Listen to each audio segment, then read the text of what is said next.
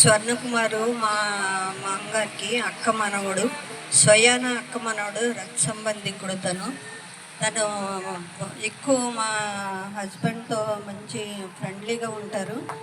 ఎప్పుడు ఏది అవసరమైనా సరే అక్కడికే వస్తూ ఉండేవాళ్ళు. ఇప్పుడు స్వర్ణకుమారు చాలా తన జీవిత విషయాలు చెప్పాలంటే చాలా ఎక్స్ట్రాడినరీ ఇంటెలిజెంటు.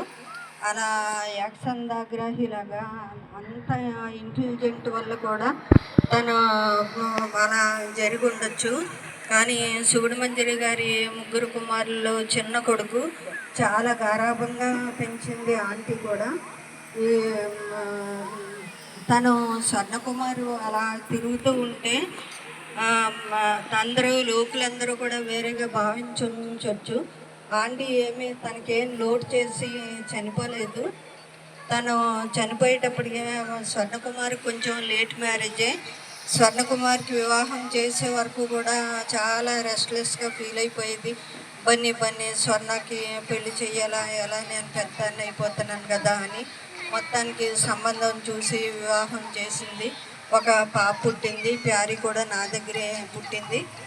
అంతా సవ్యంగానే జరుగుతూ ఉండే టైంలో ఆంటీ చనిపోయే టైంకి స్వర్ణకుమార్కి దగ్గర 25 lakhs క్యాష్ ఇచ్చింది. ఒక 30-40 కాసుల వరకు గోల్డ్ కూడా ఇచ్చింది. ఇంకా హౌస్ ఎలానో ఉండనే ఉంది. అంత కొంచెం దర్జాగా బతకవలసిన వాడే. మరి ఇది అంతా మనీతో కూడా మామూలుగా బతకాలా? మరి అదంతా కూడా ఏం చేశాడో ఏంటో కూడా తెలీదు. తను ఇద్దరు అన్నయ్యలు కూడా ఏం అబ్జెక్ట్ చేయలేదు.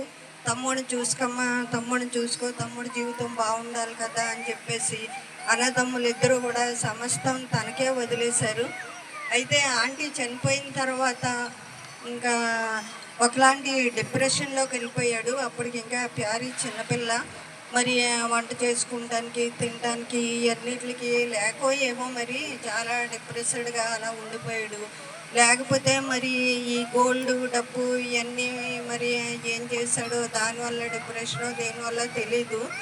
ఏమి అందరూ చెప్పిన రీతిగా తన కష్ట సుఖాలు ఎవరితో పంచుకోడు. అసలు చిన్న మాట కూడా మాట్లాడు, చిన్న సహాయం కూడా ఎవరిని అర్థించడు. ఇంకా అంత చాలా నిజాయితీపరుడు, ముక్కుసూటి. ఒకందుకు చెప్పాలంటే కొంచెం మూర్ఖత్వం కూడా. ఎంత చెప్పినా సరే వినేవాడు కాదు. తనకు తోచిందే తను చేసేవాడు. అలా ఈ ఆహారం కానీ మా కుటుంబంలో అందరికీ ప్రతి వాళ్ళకి మెమోరియల్ సర్వీసు డేట్ తెలుసు, వెడ్డింగ్ యానివర్సరీ డేట్ తెలుసు, అన్ని డేట్లు తెలిసి ఆ రోజున వచ్చి కనపడి వాళ్ళని విష్ చేసి వెళ్ళిపోతాడు. అలాంటి డేట్స్ కూడా ఎప్పుడూ మర్చిపోడు. విజయవాడ కూడా వెళ్ళి వాళ్ళ మేనమామ వెడ్డింగ్ యానివర్సరీ, డెత్ యానివర్సరీ ఇవన్నిటికి కూడా చెప్పుంటాడు. అంత ఇదిగా ఉండేవాడు.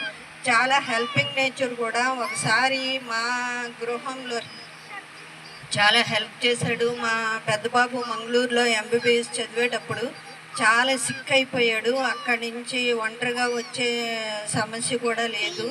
ఎలా వాడిని ఇలా తీసుకురావాలా, ఇలా చాలా సీరియస్గా ఉన్నాడు అనుకున్న టైంలో నేను వెళ్ళి తీసుకొచ్చేస్తాను కదా, మీకు ఎవరు కావాలా, నేను వెళ్తానులే అని చెప్పి వాళ్ళ ఫ్రెండ్స్ వాళ్ళు మంగళూరులో ట్రైన్ ఎక్కించేస్తే మెడ్రాస్లో దిగిన తర్వాత తను వెళ్ళి పైన వెళ్ళి ఆ బెర్త్ మీద నుంచి వీడిని లేపి తీసుకొని ఇంటి దగ్గర అప్పచెప్పాడు.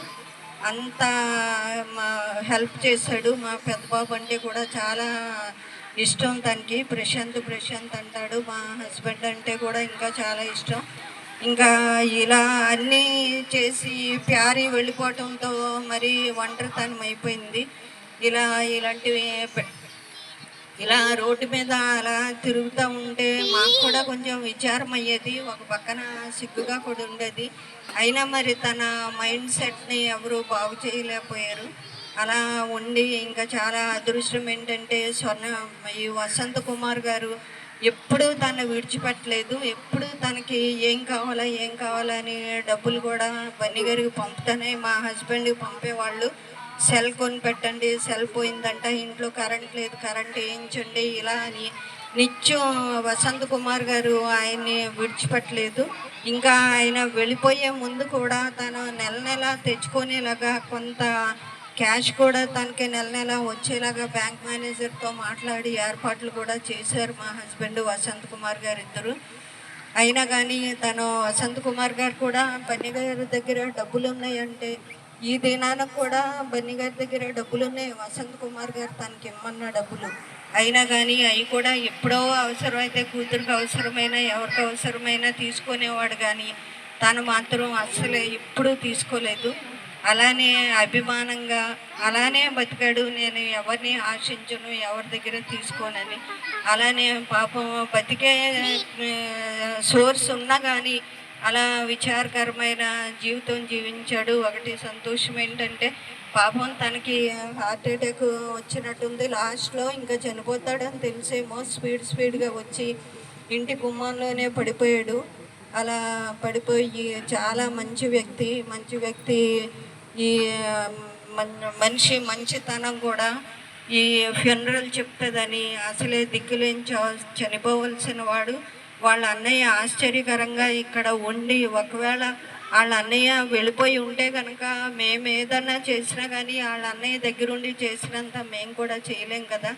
అలాంటి స్వయంగా ఆయన చేతుల్లో చనిపోయి ఆయన ఈ ఊరు కూడా వదిలేసి వెళ్ళిపోయే టైంలో అన్ని కార్యాలు ముగించుకొని వాళ్ళ తమ్ముడు కార్యం కూడా ముగించేసుకొని వెళ్ళవలసిన పరిస్థితి వచ్చింది. అదే తనకు అయిన అదృష్టం. చాలా ఆయన చేతుల మీదుగా ఘనంగా వెళ్ళాడు. ఇలా ఈ జంతువులను ప్రేమించే వాళ్ళు కూడా దేవుడితో సమానం అంటారు.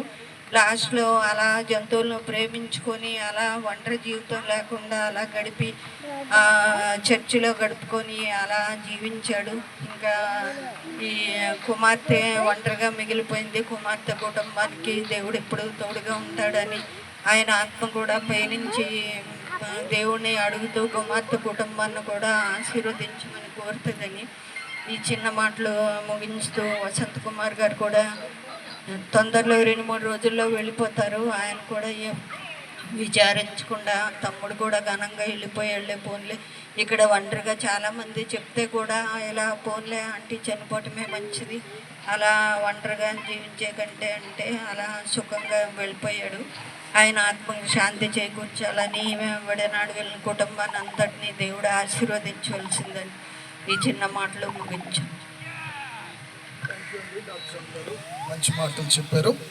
మీకు సభాపక్షముగా వందనాలు. మరి సమయంలో ఇంకా